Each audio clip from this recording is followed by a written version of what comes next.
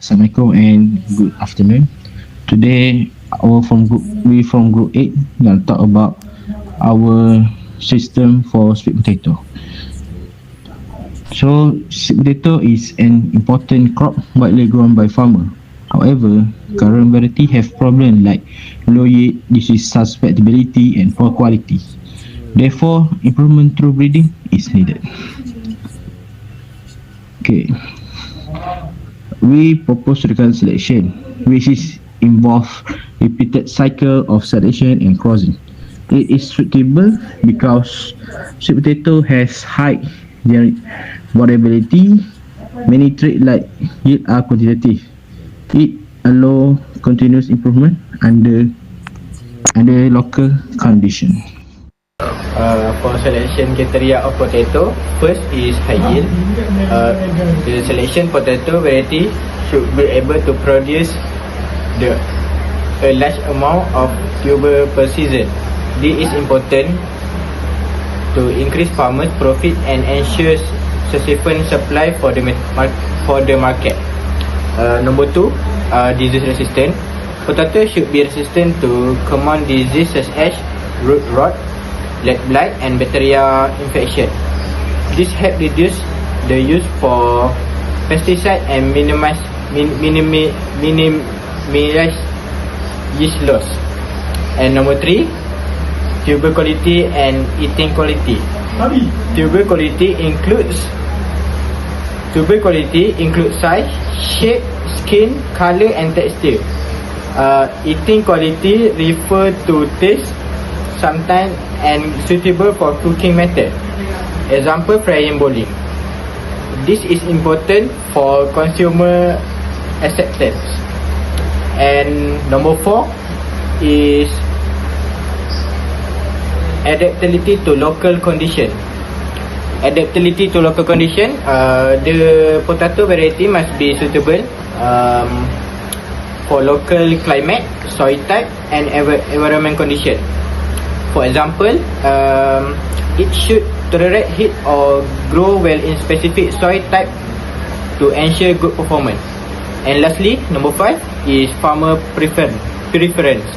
Farmer preference selection also depend on farmers needs, farmer needs, such as age of cultivation, low cost, short maturity period, and market demand.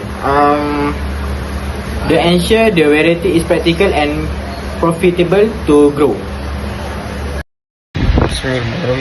I will continue about sweet potato breeding system. First step, selection of parent clone.